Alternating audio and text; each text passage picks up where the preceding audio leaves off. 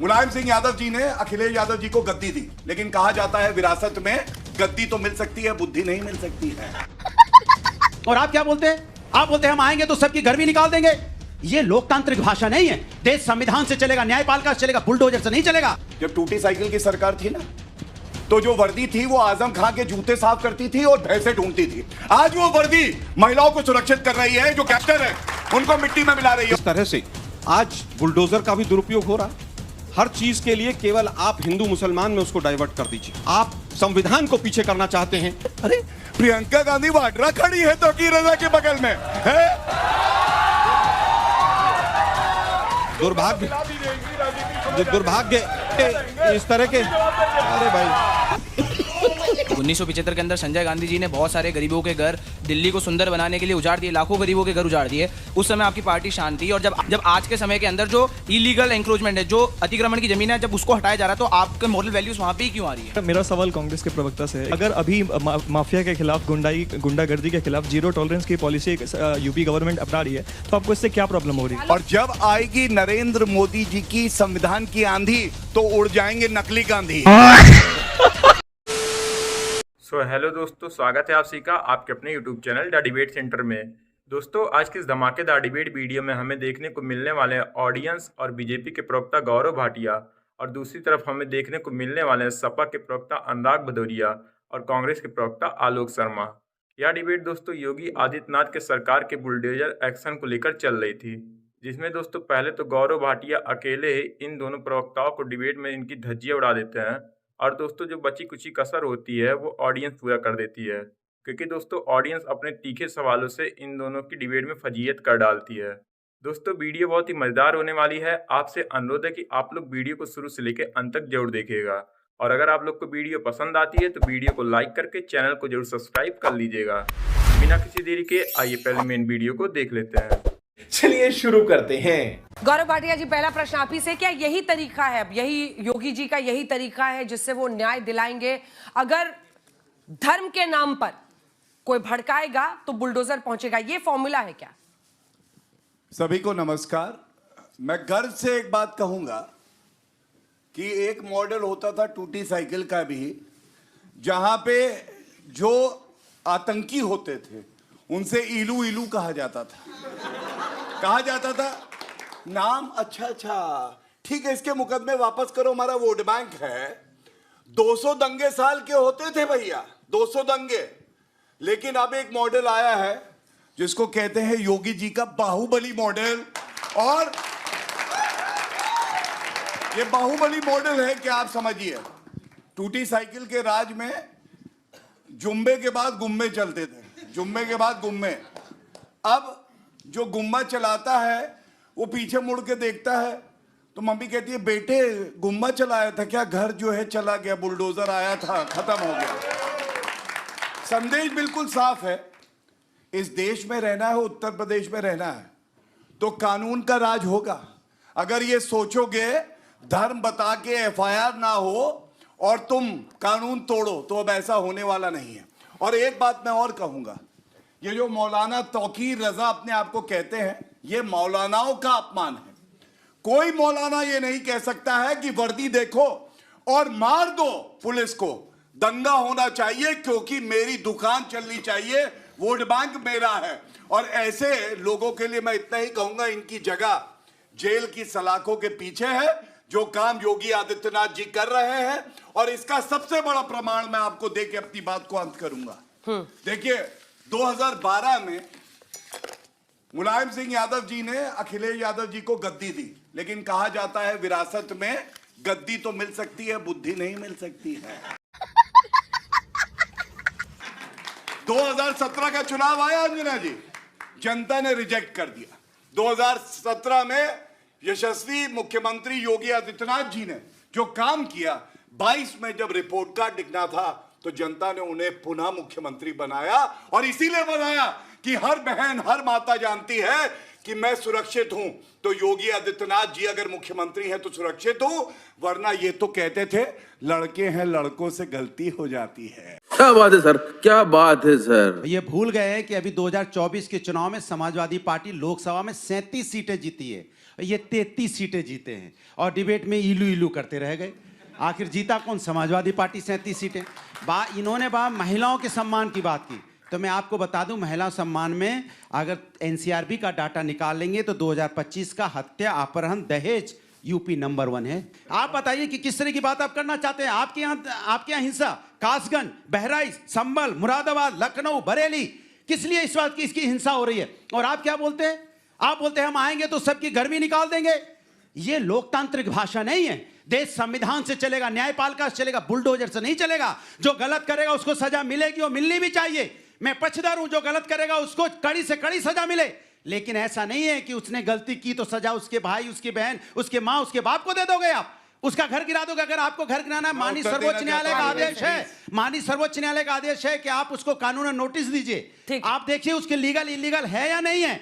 आप सामूहिक दंड नहीं दे सकते तो क्या आप न्यायपालिका का सम्मान नहीं करेंगे? हम सिर्फ इस बात के लिए कि ताली पिटवाने के लिए मुख्यमंत्री जी इस तरह की बातें कर देंगे तो इस तरह हम हमारे हिंदुस्तान तो धर्मनिरपेक्ष देश है, हिंदुस्तान तो अनेकता में एकता वाला देश है। फिर हिंदुस्तान में, अफगानिस्तान में, बांग्लादेश में, फिर हमारे यहाँ पे और जो तालिबानी देश उसमें क्या अंतर रह जाएगा? अंतर इसलिए क्योंकि हम सभी धर्मों के, सभी जातियों का सम्मान करते हैं। मुद्दे उन्होंने उठाए हैं, अगर कोई अपराधी है तो एक व्यक्ति होगा ना, और आप तो खुद इतने बड़े वकील हैं। उत्तर देते। देखिए, सबसे पहले तो एक बात जान लीजिए, जब टूटी साइकिल की सरकार थी ना, तो जो वर्दी थी वो आजम खां के जूते साफ करती थी और भैंसे ढूंढती थी। आज वो वर्दी महिलाओं को सुरक्षित कर रही है, जो गैंगस्टर है उनको मिट्टी में मिला रही है। और एक बात मैं बड़ी जिम्मेदारी से कहता हूं, विधानसभा उत्तर प्रदेश की कार्रवाई चल रही थी, माफियाओं की बात आई। उत्तर प्रदेश के यशस्वी मुख्यमंत्री योगी आदित्यनाथ जी ने कहा अपनी जनता को, मिट्टी में मिला देंगे इन दंगाइयों को। और उसके बाद आंखों से आंसू किसके टपके? अखिलेश यादव। कैसे बोल दिया मिट्टी में मिला देंगे? मेरे जुड़वे भाई है भाई, मुंह बोले भाई है। ये तो हालत है।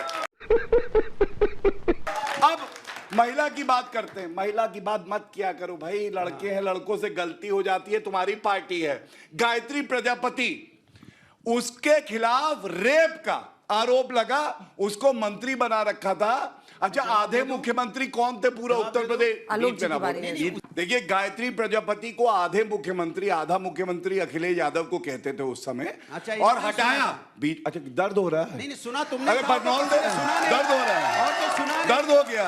झूठ बोलो। अरे बरनौल लगाए, बरनौल लाए, झूठ लगाए। मरहम करो भैया, फट जाएगा, दर्द बहुत है। हमें पता है। ये ऐसे, ये कमजोर प्रवक्ता जब आता है ना तो वो डरता है। हर 2 वर्ड बाद आएगा। अनुराग जी बंद कर दीजिए, मत बोलो भाई। अब मैं माइक लूंगी।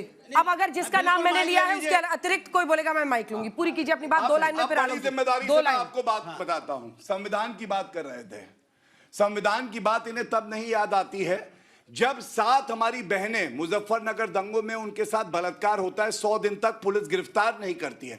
संविधान की बात इन्हें तब नहीं याद आती है जब हमारा भाई कन्हैया, उसका सर तन से जुदा हो जाता है तो मौलाना अखिलेश एक शब्द नहीं बोलते। अरे बाप रे, ये तो धोती खोल रहा है। ये इनका मैनिफेस्टो है। और इनकी तुष्टीकरण की राजनीति क्या है? इसमें लिखा है, अगर आतंकवाद का भी मुकदमा चल रहा होगा लेकिन मुसलमान होगा आरोपी तो हम मुकदमे वापस ले लेंगे। इलाहाबाद हाईकोर्ट ने करारा थप्पड़ मारा और एक मुकदमा वापस नहीं लेने दिया। दूसरी बात, 1 मिनट जल्दी पूरा। जब हमारी बेटियों की बात आए तो हिंदू, मुस्लिम, सिख, ईसाई, क्या, एक लाइन पढ़ देता हूं, लिखा है, कक्षा 10 पास मुस्लिम बालिकाओं को आगे की शिक्षा ग्रहण करने के लिए 30,000 रुपए देंगे। हिंदुओं की बच्चियों को क्यों नहीं देंगे? ईसाइयों को क्यों नहीं देंगे? अरे तुम्हारा मैनिफेस्टो कहता है, शर्म आ रही है अपने मैनिफेस्टो को देखने में। ये है टूटी साइकिल। देखिए, मुझे लगता है कि बुलडोजर चलाने के ऊपर और बुलडोजर के दुरुपयोग के ऊपर सर्वोच्च न्यायालय ने जो कहा है उसको सबको मानना चाहिए। अगर एक व्यक्ति ने, किसी ने गलती की है और वो शायद गलती की है कि नहीं की है वो तो बाद में न्यायालय बताएगा। अगर उसके ऊपर रेप का आरोप लगा है, मर्डर का आरोप लगा है, आप उसके घर को गिरा दें, उसके छोटे छोटे बच्चे हैं, उसके बुजुर्ग माँ बाप हैं, कि जिस तरह से आज बुलडोजर का भी दुरुपयोग हो रहा है। हर चीज के लिए केवल आप हिंदू मुसलमान में उसको डाइवर्ट कर दीजिए, लेकिन ये आग केवल उत्तर प्रदेश या हिंदू मुसलमान तक नहीं रुकेगी। ये आग सबके घरों पर जाएगी, हिंदुओं के घरों पर भी जाएगी। जली ना, तेरी भी जली ना। दुर्भाग्य ये है कि आज आप संविधान को पीछे करना चाहते हैं, अपनी नाकामियों को छुपाने के लिए इस तरह की चीजों को सामने लाना चाहते ठीक हैं। है, मिस्टर खान एक बार वोट बोल लें चोरी उसके से बाद। अंतिम बात कहना चाहूंगा, वोट चोरी से सत्ता तो मिल सकती है, लेकिन संविधान का सम्मान नहीं कर सकते आप। अभी बदत है भाई, अभी बदत है। देखिए इतना ही कहूंगा, बात करते हैं संविधान की, और जब आएगी नरेंद्र मोदी जी की संविधान की आंधी तो उड़ जाएंगे नकली गांधी। संविधान की बात करते हो, अनुच्छेद 44 कहता है यूनिफॉर्म सिविल कोड। 55 साल सत्ता में रहे, एक बयान दिखा दे यूनिफॉर्म सिविल कोड लागू होगा। करा किसने? नरेंद्र मोदी जी की सरकार है उत्तराखंड में, जहां भाजपा की सरकार है। आर्टिकल 370 संविधान starts with the word temporary. क्या ये हटा पाए थे? छूने में डर लगता था, वोट बैंक खिसक जाएगा। मोदी जी आए, उखाड़ के फेंक दिया। ये होती है ताकत। तीसरी बात, राहुल गांधी का खुद का वक्तव्य है, कह रहे थे कांग्रेस है मुस्लिम पार्टी है। ये संविधान की बात करेंगे। संविधान की मूल भावना में पंथ निरपेक्षता है। और मैं एक तस्वीर आपको दिखाऊंगा। तौकीर रजा की बात हो रही है, तौकीर रजा की ये तस्वीर देखिए। अरे प्रियंका गांधी वाड्रा खड़ी है तौकीर रजा के बगल में है। ये दंगाइयों को रोकेंगे जो हाथ मिला के केवल तुष्टीकरण की राजनीति करते हैं। अभी भैया कह रहे थे कौन सा जिला, कौन सा जिला? अरे इनके टाइम में तो जिले ऐसे बंटते थे। मुलायम सिंह यादव जी का एक जिला था, अखिलेश यादव जी अध्यक्ष थे प्रदेश के, कहते थे मेरा जिला, पापा कहते थे ये वाला जिला तुम्हारा। शिवपाल जी आते थे, कहते मेरा जिला, शिवपाल जी आपका ये। तेज प्रताप यादव आते थे, कहते मेरा जिला, कहे तुम्हारा ये। धर्मेंद्र यादव कहते थे मेरा जिला। और सारे जिलों में, अब बीच में ना बोले, तोता बोलेगा, तोते को दर्द हुआ है, देखा तोते को दर्द हुआ है। जिले याद दिलाए। और बताओ उत्तर प्रदेश में जिले कितने इनको नहीं पता है। वक्त लगेगा। अच्छा दर्द हुआ, नाम याद रहेगा। बेटा अनुराग जी, बरनौल दे, बरनौल दो। नाम दर्द याद हुआ है, रहेगा। जली। अच्छा है। हाथ उठा। गजब बेइज्जती है। जब एनकाउंटर होता है तो धर्म नहीं देखा जाता है, अपराधी अपराधी होता है। याकूब मेमन आतंकवादी का धर्म देख रहे थे कांग्रेस और सपा वाले, लेकिन विकास दुबे धर्म नहीं देखा। और इनकी नौकरी जाने वाली है। सपा अखिलेश यादव का बयान है कि ब्राह्मणों को प्रताड़ित किया जा रहा है। जब विकास दुबे का एनकाउंटर हुआ था, चेक करा लीजिए, ये उसमें भी धर्म ढूंढते हैं, जाति ढूंढते हैं। और योगी जी कहते हैं अगर तुम आतंकी हो, अगर तुम उपद्रवी हो तो जेल की सलाखों के पीछे जाओगे। अंजना जी, मुझे लगता है आसाराम बापू के सामने जो देश के प्रधानमंत्री मुख्यमंत्री रहते हुए यूं करते थे, आज ये फोटो लेकर उनका कोई आरोप नहीं था तब, झूठ मत बोलिए भाई, उनके ऊपर उस समय पर आरोप भी थे और वो जेल में भी हैं। ठीक है, दिक्कत यही है। अरे भाई दिक्कत ये है, तौकीर रजा को मोहरा किसने बनाया है ये तो जांच में पता चलेगा। दुर्भाग्य ये इस तरह के फोटोग्राफ चला के ना, ये इस तरह के अरे भाई इस तरह के फोटो दिखाकर अपनी सरकार की नाकामियों को छुपा नहीं सकते हो। वहां पर भी नहीं, सोनम वांगचुक भी जो था, सोनम वांगचुक जो था वो भी हमारा ही आदमी होगा, इसीलिए कर दिया होगा, उन्होंने जेल में डाल दिया होगा। वो फौजी भी हमारा ही आदमी होगा, इसलिए मार दिया होगा। दुर्भाग्य ये है कि कुलदीप सेंगर हो, तमाम जितने भी रेप के आरोपी रहे, तमाम लोग रहे, उनके ऊपर किसी के ऊपर कोई कार्रवाई नहीं हुई। यूसीसी लगभग 30 साल से गुजरात में शासन है बीजेपी का। यूसीसी ले आए क्या? गोवा में यूसीसी लागू हुआ। बच्चों, तुम्हें जानकारी के लिए बता दूं, अगर हिंदू महिला को पुत्र प्राप्ति नहीं होती है तो पुरुष दूसरी शादी कर सकता है। ये यूसीसी है इनका, गोवा में इनकी सरकार लेकर आई है। दूसरी चीज, आपकी सरकार 11 साल से केंद्र में है, आप यूसीसी लेकर क्यों नहीं आए? 2018 में नवंबर में एक कमेटी बनी लॉ कमीशन के द्वारा, और फरवरी 2019 में उसने रिपोर्ट दी इनकी सरकार ने कि देश के अंदर यूसीसी की आवश्यकता नहीं। बताइए, एक कमेटी बनी थी और उसने रिपोर्ट दी थी कि नहीं दी थी? ठीक है, अब 2-3 सवाल लेते हैं बच्चों। कर दे दो, 30 सेकंड। ज्ञान नहीं है जो कमेटी आई थी, आप लोगों ने रेकमेंड किया कि जरूरत नहीं है यूसीसी की। अभी इन्होंने बात करी, 2018 में कमेटी बनी, फरवरी 2019 में उसने रिपोर्ट दी अपनी। हो गया। फरवरी प्रवक्ता वो 2019 की मजबूत है रिपोर्ट। जो अपनी बात को रखे और जवाब भी दे। इन्होंने मैनिफेस्टो की बात उठाई, भव्य राम मंदिर बनाएंगे, कसम भगवान राम की खाते हैं, बना के दिखाया, तंज कसते थे। आर्टिकल 370 हटाएंगे। झूठ बोल रहे हैं कहते थे हटा के दिखाओ, हटा के दिखाया नरेंद्र मोदी जी। यूसीसी लागू करेंगे, करके दिखाया है। उत्तराखंड में हमारी सरकार है। और मैं एक बात कहता हूं, आप देखिए इनको दिक्कत क्या है, इनको हिंदुओं से दुश्मनी है। ये क्या कहते हैं, हिंदू मुसलमान के अलावा कोई टॉपिक नहीं इनके पास। हाँ बिल्कुल, हिंदू मुसलमान के अलावा कोई टॉपिक नहीं इनके पास। ये सनातन, अगर मोदी जी आ गए तो सनातन का राज आ जाएगा। भाई क्या गलत है, ये खड़गे जी ने बोला। अब बीच में बोल रहे दर्द हो रही है, दर्द हो रही है। और सुनो, और सुनो, और सुनो, जो बढ़ रही है, अगर मैं गलत हूं, अगर मैं गलत हूं, मैं राजनीति छोड़ूंगा। अगर ये गलत है तो राजनीति छोड़े। हिंदू आतंकवाद का आविष्कार किया इन्होंने। और सुनिए, इतनी अगर हैसियत है, एक बार बोल के दिखा इस्लामिक आतंकवाद। मैं नहीं कह रहा हूं नहीं बोल पाएंगे, लेकिन हिंदुओं को आतंकी बोलेंगे, क्योंकि इनको हिंदुओं से नफरत है और हमें देश से मोहब्बत है। ये फर्क है। शाबाश बेटा।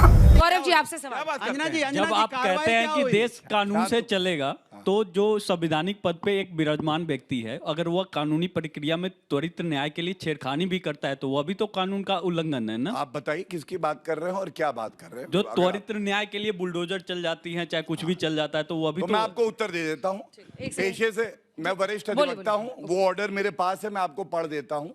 सुप्रीम कोर्ट ने कहीं भी ये नहीं कहा है कि बुलडोजर नहीं चल सकता है।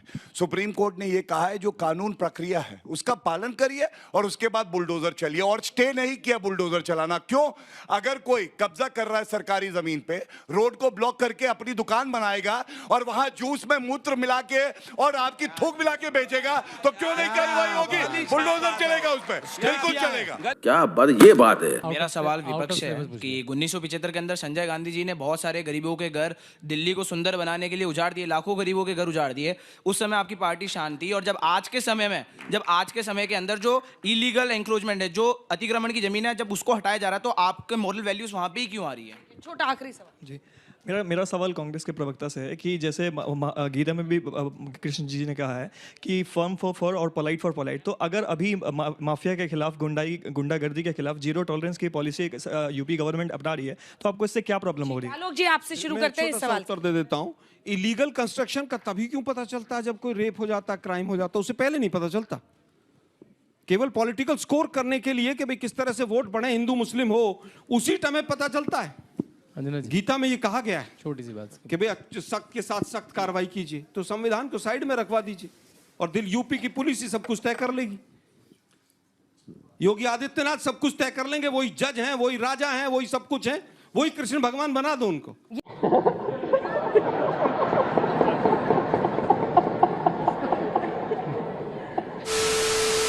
तो दोस्तों वीडियो में अंत तक बने रहने के लिए आप लोगों का धन्यवाद।